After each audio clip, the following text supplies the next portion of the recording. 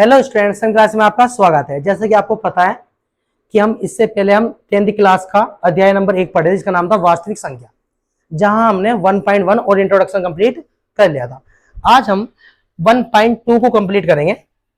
तो चलो हेडिंग लगाओ या नोटबुक में लिखना चालू करो। एक्सरसाइज प्रश्नावली 1.2 और ये रहे आपके क्वेश्चन।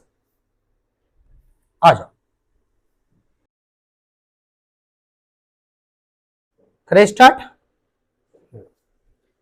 क्वेश्चन कह रहा है, सिद्ध कीजिए कि √5 एक अपरिमेय संख्या है। सबसे पहले मैं बता दूं आपको, मोस्ट आईएमपी क्वेश्चन है पेपर में। इस एक्सरसाइज से 100% आएगा, मैं बता रहा हूं आपको। 100% आएगा तो आएगा बोर्ड में, ठीक है ना। चलो, क्वेश्चन करने का पैटर्न क्या होगा, ध्यान से सुनना। पहले किस तरीके से क्वेश्चन को पैटर्न लगाएंगे। सबसे पहले अगर हम बात करें तो ये हमसे बोला है √5 एक अपरिमेय संख्या है। तो सबसे पहले हम इसका अपोजिट मान लेंगे। हम कल्पना कर लेंगे कि √5 एक परिमेय संख्या है। सही बात है। सबसे पहला मेरा स्टेप यही रहेगा कि √5 एक परिमेय संख्या है।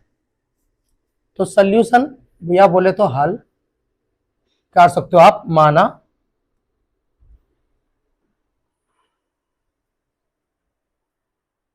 माना √5 एक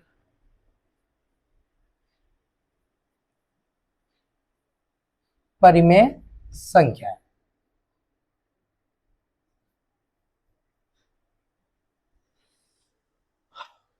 जब √5 को मैंने परिमेय संख्या मान ली, तो आपको पता है जितनी परिमेय संख्या होती है उन्हें हम p/q के रूप में लिख सकते हैं। तो √5 को हम p/q के रूप में लिख सकते हैं। तो √5 बराबर कितना आएगा, p/q, जहां p और q क्या है, पूर्णांक है।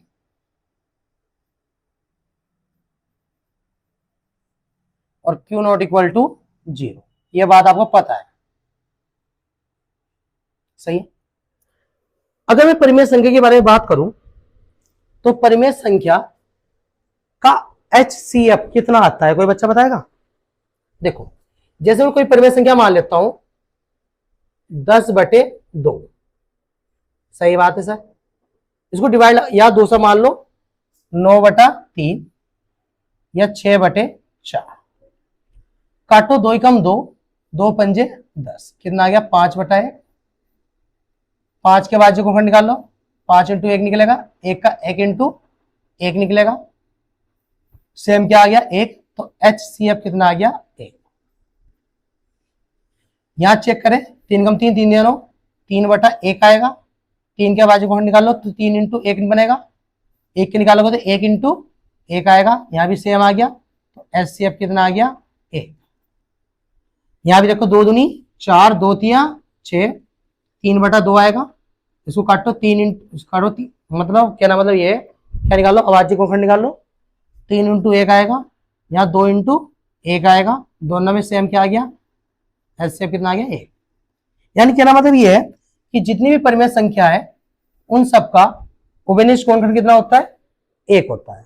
सही बात है बच्चों। तो यहां से अगर मैं बात करूं तो HCF, तो इन सबका परिमेय संख्या मान ली, तो HCF P और Q का HCF कितना आना चाहिए, 1 आना चाहिए।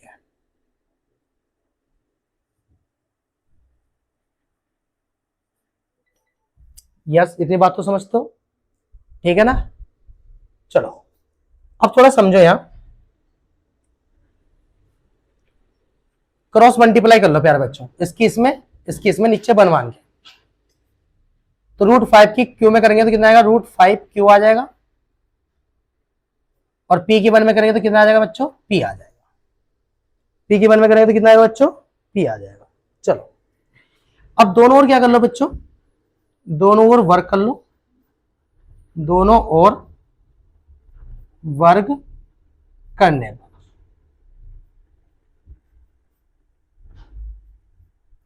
तो जब दोनों ओर वर्ग करोगे आप तो √5 Q के ऊपर वर्ग लग जाएगा।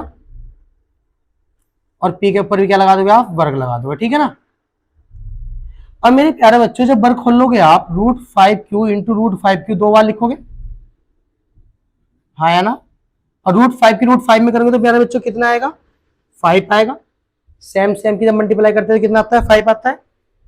और क्योंकि क्यू में करेंगे तो प्यारे बच्चों कितना आएगा, क्यू स्क्वायर आएगा, पी स्क्वायर ऐसा का ऐसा, हाँ या ना। ये मल्टीप्लाई जाके डिवाइड में हो जाएगा, तो यहां से आएगा Q square equal to P square upon कितना आ जाएगा मेरे प्यारे बच्चों, 5। इसको इक्वेशन 1 बना लो, अभी काम आएगी। अब यहां हम क्या देख पा रहे हैं, यहां हम देख पा रहे हैं कि जो ये पी स्क्वायर है, इस पी स्क्वायर को 5 क्या कर रहा है, विभाजित कर रहा है। कैसे, जैसे मैं लिख दूं 10 का स्क्वायर बटे लिख लेते हैं 5 लिख लेते हैं, तो 10 का स्क्वायर कितना आ गया, 100। एक कंडीशन में ऐसे लिख लेते हैं, या दूसरी कंडीशन में हम इस तरीके से लिख सकते हैं कि 10 को 10 इंटू 10 बटे 5 लिख सकते हैं। और ये 5 इस 100 को विभाजित कर रहा है कितनी बार, 20 बार। और ये 5 एक 10 को विभाजित कर रहा है कितनी बार, 2 बार। तो मैं यहां स्टेटमेंट लिख सकता हूं कि 5 10 स्क्वायर को क्या कर रहा है, विभाजित कर रहा है। तो यही 5 एक 10 को भी विभाजित कर सकता है। समझते हो मेरी प्यारी बात, हाँ बताओ बच्चों, यहां तक के बोल सकते हैं। तो यहां से मैं एक स्टेटमेंट लिख सकता हूं कि 5 पी स्क्वायर को विभाजित करता है, अतः 5 पी को भी विभाजित करेगा।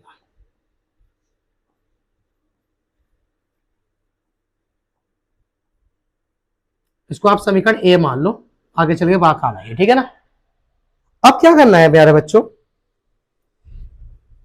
जो p बराबर जिसको विभाजित कर रहा है, ध्यान रखना p बराबर, इस p बराबर कितना मान लो, इस p बराबर मान लो, पुनः माना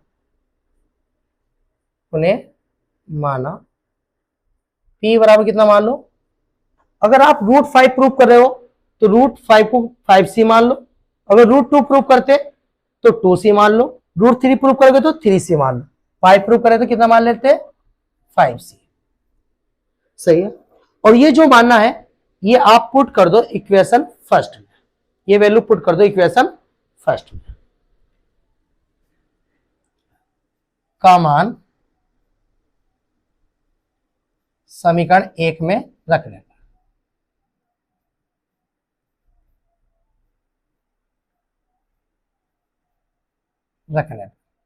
चलो रखो, यहां 5q square equal to p की जगह कितना मान लिया हमने, 5c, तो p की जगह आ गया 5c का होल स्क्वायर, तो यहां आ गया 5q स्क्वायर, और यहां 5 पंजे 25 c स्क्वायर हो जाएगा, इधर नीचे पहुंचा दो, q स्क्वायर बराबर कितना आएगा, 25 c स्क्वायर अपन कितना आएगा, 5 से डिवाइड लगा तो कितनी बार कट गया बच्चों, 5 बार। ये मल्टीप्लाई जाके डिवाइड में, तो q स्क्वायर अपन कितना आ गया, 5 इक्वल टू c स्क्वायर, तो यहां से लिख दो c स्क्वायर बराबर कितना आ गया, q स्क्वायर अपॉन 5। यहां भी मेरे प्यारे बच्चों वही स्टेटमेंट निकल के आ रही है जो यहां निकल के आ रही थी कि 5 पी स्क्वायर को विभाजित कर रहा है तो 5 पी को विभाजित करेगा। और यहां भी हम बोल सकते हैं कि यहां भी वही स्टेटमेंट है कि 5 क्यू स्क्वायर को विभाजित करता है, तो 5 क्यू को भी विभाजित करेगा।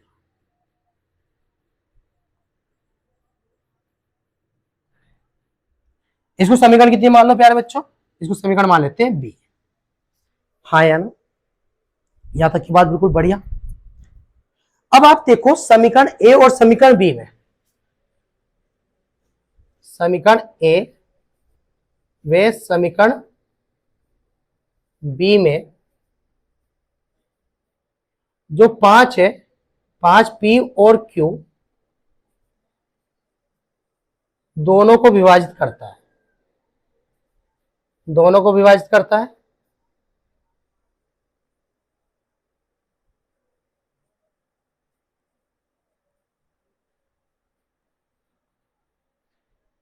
समीकरण 1 से 5 पी को विभाजित कर रहा है, समीकरण बी से 5 क्यू को विभाजित कर रहा है। तो हम बोल सकते हैं कि 5 दोनों में क्या है, उभयनिष्ठ गुणनखंड है। तो हम बोल सकते हैं यहां 5 उभयनिष्ठ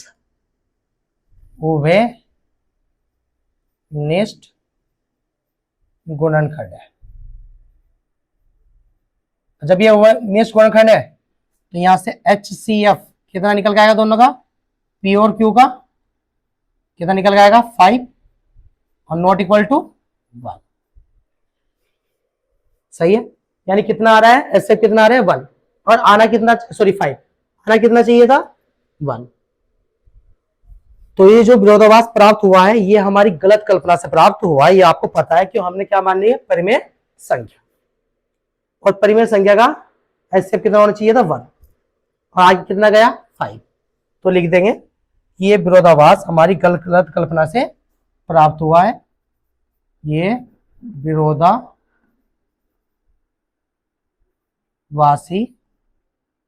हमारी गलत कल्पना से प्राप्त हुआ है।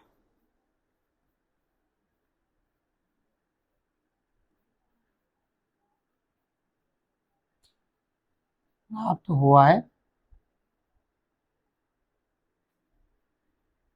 अतः √5 एक क्या है, अपरिमेय संख्या।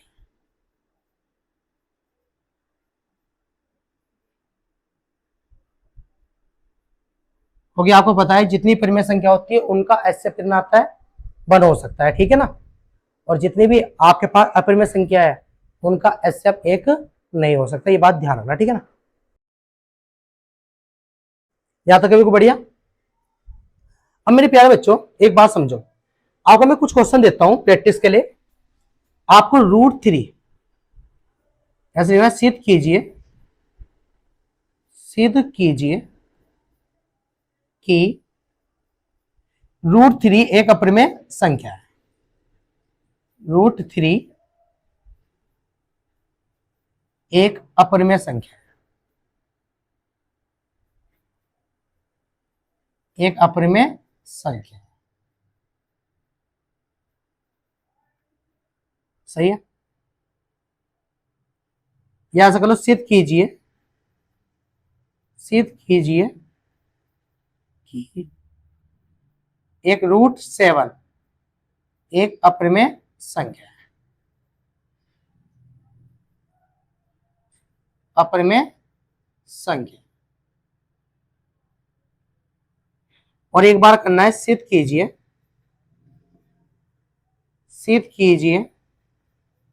कि √2 एक अपरिमेय संख्या। ये तीनों क्वेश्चन आपको लगाने हैं, और लगाने के बाद क्या करना है, लगाने के बाद आपको मेरे व्हाट्सएप नंबर 7453910646 इस नंबर पे आपको व्हाट्सएप करना है, या टेलीग्राम चैनल पे, टेलीग्राम चैनल क्या करना, ज्वाइन कर लेना। वहां आपको ये क्या करने, होमवर्क अपना सेंड करना है, जिससे हमें पता लगे कि हाँ आप होमवर्क कंप्लीट कर रहे हो, ठीक है ना। अगर आप अपना 100% दोगे तो हम भी आपको अपना 100% देंगे, ये बात ध्यान रखना, ठीक है ना। चलो, ये क्वेश्चन कंप्लीट हो गया। इसके तरीके से आपके क्वेश्चन लगाने हैं, ये आपकी प्रैक्टिस हो गई। क्वेश्चन नंबर दूसरा देखो, क्वेश्चन नंबर दूसरा क्या है, क्वेश्चन नंबर दूसरा क्या बोल रहा है समझो। दूसरा क्या है, सिद्ध कीजिए कि 3 प्लस के 2√5 एक अपरिमेय संख्या है। तो मैंने क्या बताया था आपसे, मैंने कहा था मेरे प्यारे बच्चों, अगर ये परिमेय बोल लेगा तो हम क्या मान लेंगे, हम इसका विरोधाभास मान लेंगे, इसका उल्टी कल्पना करेंगे कि ये क्या है, एक परिमेय संख्या है। तो वही हम मान लेंगे कि माना माना 3 प्लस का 2√5 एक परिमेय संख्या, परिमेय संख्या। ठीक है मेरे प्यारे बच्चों, जब ये परिमेय संख्या है तो हमें पता है जितनी परिमेय संख्या होती है उनका मानक रूप क्या होता है, पी बाई क्यू। तो जब मैंने इसको परिमेय संख्या मान लिया मेरे प्यारे बच्चों, तो 2√5 को मैं किसकी फॉर्म में लिख सकता हूं, पी वाई क्यू के रूप में लिख सकता हूं। जहां मेरे प्यारे बच्चों पी और क्यू क्या है, पी और क्यू यहां पूर्णांक है मेरे प्यारे बच्चों, पी और क्यू क्या है, पूर्णांक है, और क्यू नॉट इक्वल टू 0। ये बात आपको पता होनी चाहिए, ठीक है ना। अब देखो, अब आगे से देखो मेरे प्यारे बच्चों क्या होगा, आगे कहानी सुनो, मजा आएगा, समझो बात को। देखो 2√5 ऐसा का ऐसा ही पी अपॉन क्यू, ये प्लस का है, इधर जाके किसमें हो जाएगा, माइनस। कुछ नहीं करा, प्लस का माइनस में करा। 2√5 इसके नीचे 1 मान लो, क्रॉस मल्टीप्लाई कर दो, पी बन जा पी, 3q में करेंगे तो कितना आएगा 3q, और q बन जा q। बिल्कुल बढ़िया, ये मल्टीप्लाई में इधर जाके किसमें हो जाएगा, डिवाइड में। तो √5 इज इक्वल टू कितना आएगा, p minus 3q divide by कितना आएगा 2। यहां तक की बात बिल्कुल बढ़िया है मेरे प्यारे बच्चों। अब सुनो, यहां आपको एक चीज दिखाई दे रही है कि यहां से बोल सकता हूं P और Q क्या है,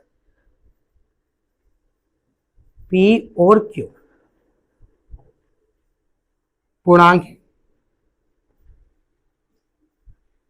आपको पता है P और Q क्या है, पूर्णांक है। तो मेरे प्यारे बच्चों 3 और 2 या -3 और 2 भी क्या है, पूर्णांक होंगे। अतः -3 और 2 भी क्या है, पूर्णांक है।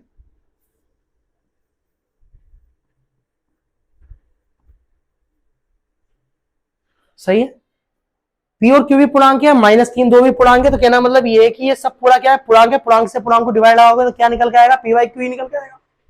और पी वाई क्यू क्या है, एक परिमेय संख्या है।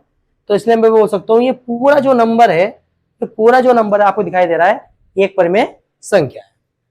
तो हम बोल सकते हैं कि इसलिए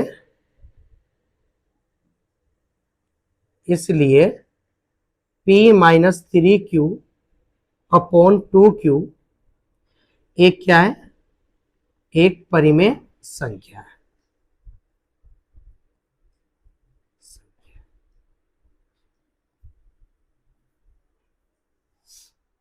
इसको समीकरण 1 मान लो।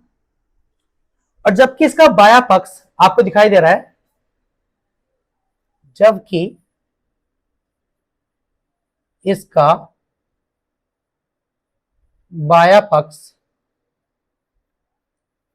कौन है, √5। √5 क्या कर सके हम सिद्ध, अपरिमेय संख्या है, ये हम सिद्ध कर चुके हैं। √5 एक अपरिमेय संख्या, अपरिमेय संख्या। सही बात है वो।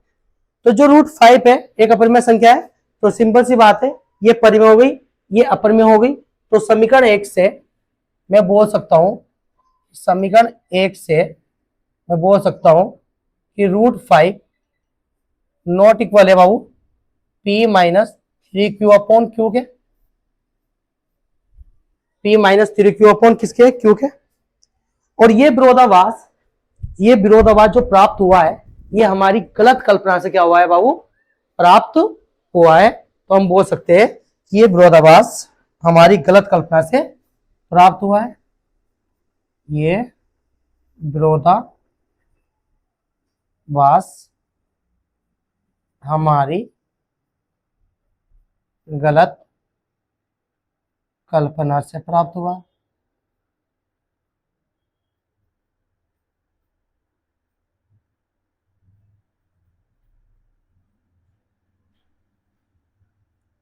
क्यों?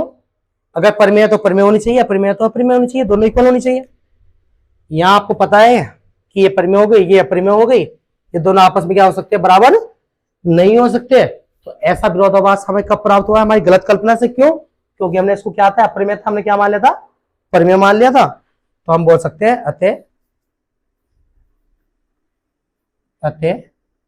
3 + 2√5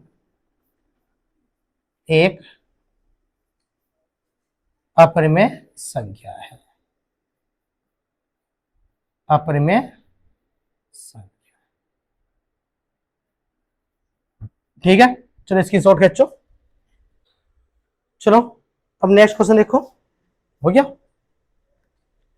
नेक्स्ट क्वेश्चन क्या बोल रहा है?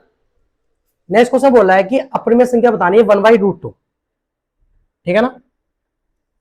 तो नेक्स्ट क्वेश्चन है मेरे प्यारे बच्चों, पहला 1/√2, सही है। तो पहला वही है कि हम इसका अपोज मान लेंगे, एक विरोध मान लेंगे, विरोधाभास मान लेंगे, उल्टी कल्पना कर लेंगे कि माना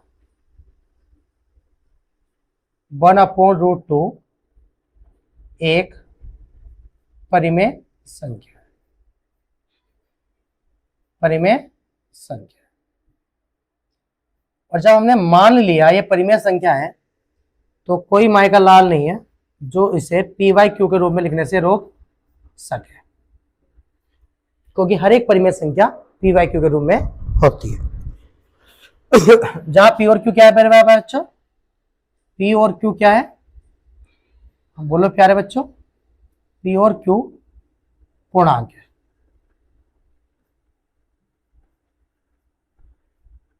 और q not equal to 0।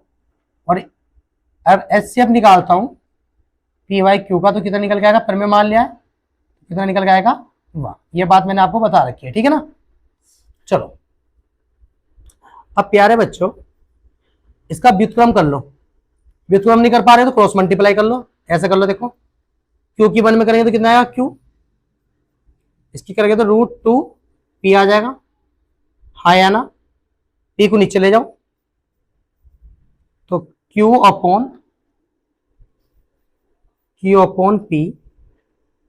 Equal to कितना आएगा? √2। सही तरह लिख लो, √2 को इधर लिख दो और p/q को इधर लिख दो। √2 को इधर लिख दो, p/q को इधर लिख दो। सही है? हाँ सॉरी, कितना है? q/p को, ठीक है मेरे प्यारे बच्चों। अब आपको पता है कि q और p क्या है बाबू? पूर्णांक है। यहां से हम बोल सकते हैं, यहां से हम बोल सकते हैं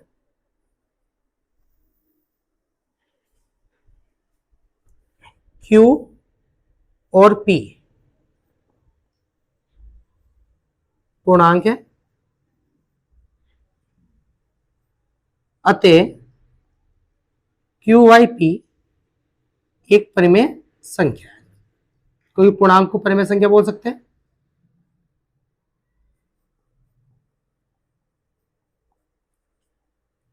और जबकि इसका बायां पक्ष जो √2 है,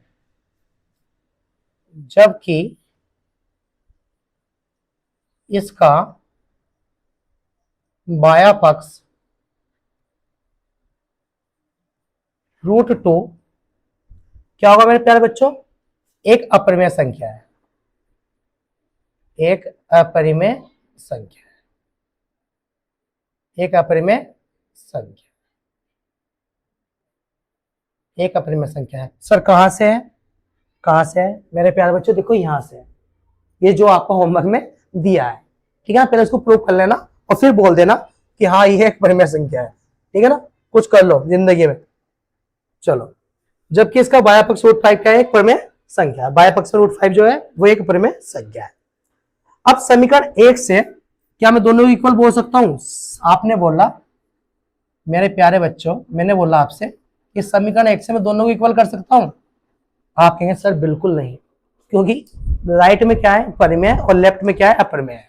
ये दोनों आपस में इक्वल नहीं हो सकती। √2 नॉट इक्वल टू आएगा क्यू बाई पी के। सही है। और ये जो अवधारणा आई है हमारे पास, ये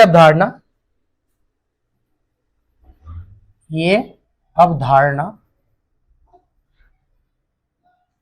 हमारी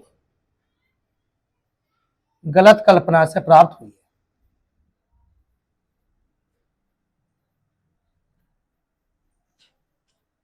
गलत कल्पना से प्राप्त हुई।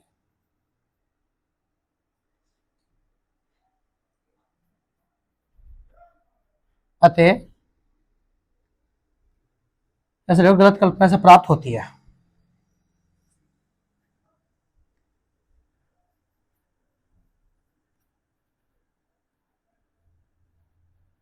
अतः हम बोल सकते हैं कि 1/√2 एक अपरिमेय संख्या। हाँ या ना बताओ। ठीक है मेरे प्यारे बच्चों।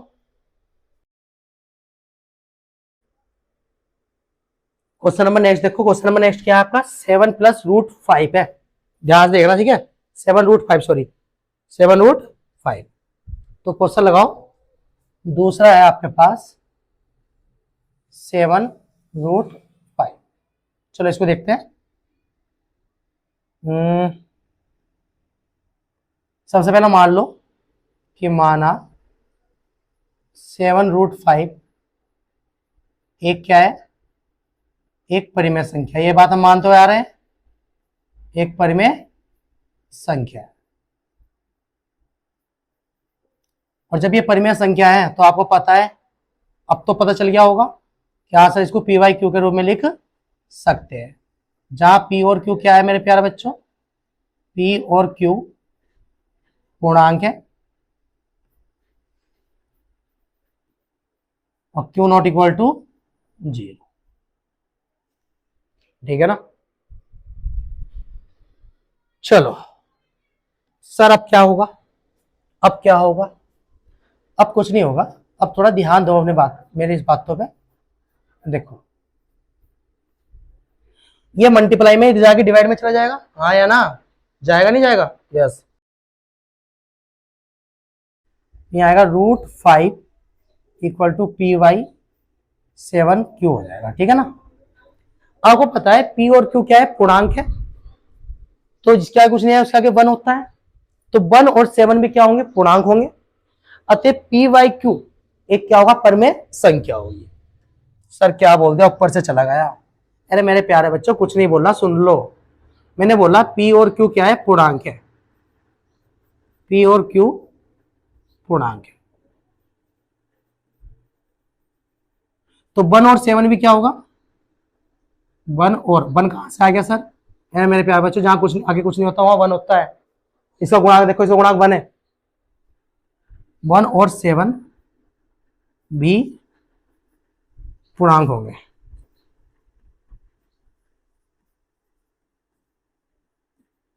इसलिए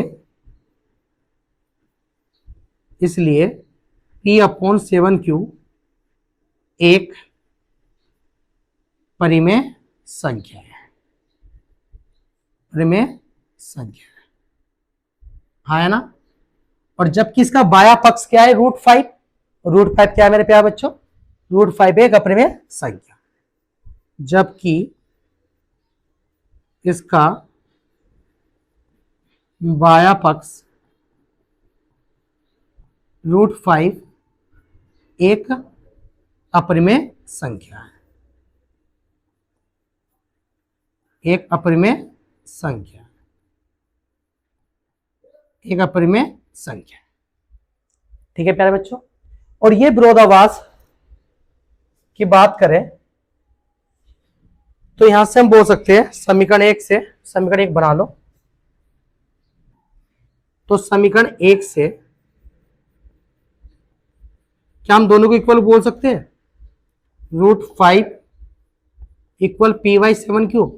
सर आप नहीं बोल सकते क्योंकि यह परिमेय है और यह परिमेय है। दोनों इक्वल नहीं आ सकती। तो ये जो अवधारणा प्राप्त हुई है तो हम बोल सकते हैं ये अवधारणा ये अवधारणा हमारी गलत कल्पना से प्राप्त हुई है, हमारी गलत कल्पना से प्राप्त हुई है, से प्राप्त हुई है। अतः या होती है, ऐसे लिख दो, अतः 7√5 एक अपरिमेय संख्या है, अपरिमेय संख्या। सही है। इसके कुछ क्वेश्चन देता हूं, अब ट्राई करना, ठीक है ना। क्वेश्चन समझना, 3 + √3 ये क्वेश्चन सॉल्व करना। दूसरा 5√2 इसको सॉल्व करना। तीसरा 7√3 कर लो, ठीक है ना। ये प्रूव करना, ठीक है ना। 3 क्वेश्चन हो गए, ये 3 क्वेश्चन ट्राई कर लेना, ठीक है ना। चलो नेक्स्ट क्वेश्चन देखते हैं। नेक्स्ट क्वेश्चन क्या है हमारा, नेक्स्ट क्वेश्चन 6 + √2। चलो स्कोर देखते हैं, लास्ट है तीसरा है हमारा 6 प्लस का √2। सबसे पहले इसको मान लो कि माना ये क्या है, क्या परिमेय संख्या, जो आप मानते हुए आए वही आप मानोगे। माना 6 + √2 एक परिमेय संख्या, एक परिमेय संख्या। जब ये परिमेय संख्या है तो हम इसे PYQ के रूप में लिख सकते हैं। हाँ सर बिल्कुल। तो 6 + √2 इक्वल टू कितना मान लो, PYQ। बता दो P और Q क्या है, जल्दी कमेंट कर दो। इतना मैं लिखता हूं, P और Q पूर्णांक है। क्या है, पूर्णांक है। और Q0 = 0। और HCF कितना आना चाहिए, जब आपने परिमेय मान ली। सर अब तो समझ में आ गया, HCF कितना आना चाहिए, HCF सर बनाना चाहिए। HCF कितना आना चाहिए सर, HCF बनाना चाहिए। चलो तो अब मेरे प्यारे बच्चों, ये प्लस करे जाके माइनस का √2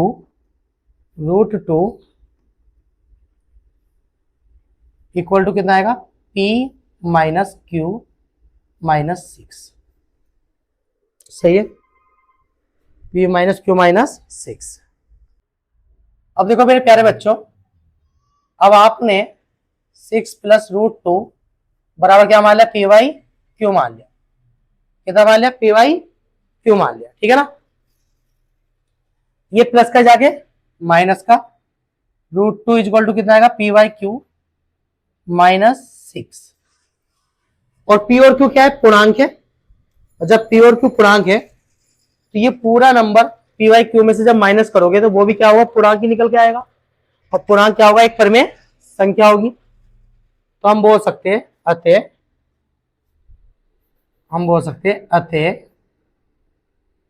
P/Q - 6 एक परिमेय संख्या है, एक परिमेय संख्या है। जबकि इसका बायां पक्ष, जबकि इसका बायां पक्ष √2 एक क्या है, अपरिमेय संख्या, एक अपरिमेय संख्या है।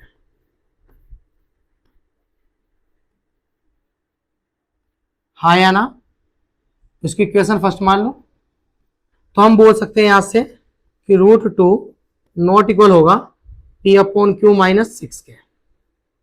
ये बात समझ सकते हो मेरे प्यारे बच्चों, हाँ है ना। और ये विरोधाभास जो है हमारी गलत कल्पना से प्राप्त हुआ है, क्योंकि यहाँ क्या हो गया, यहाँ परिमेय हो गया, इधर अपरिमेय हो गया, और ये जो अवधारणा आई है ये गलत साबित हो गई है। ठीक है ना, तो हम ये बोल सकते हैं अतः ये अवधारणा गलत है, इसलिए 6 प्लस के √2 एक क्या है, अपरिमेय संख्या है। ऐसा आप बोल सकते हो कि ये क्या है, एक अपरिमेय संख्या। हाँ है ना, ठीक है ना, क्या है, एक अपरिमेय संख्या है।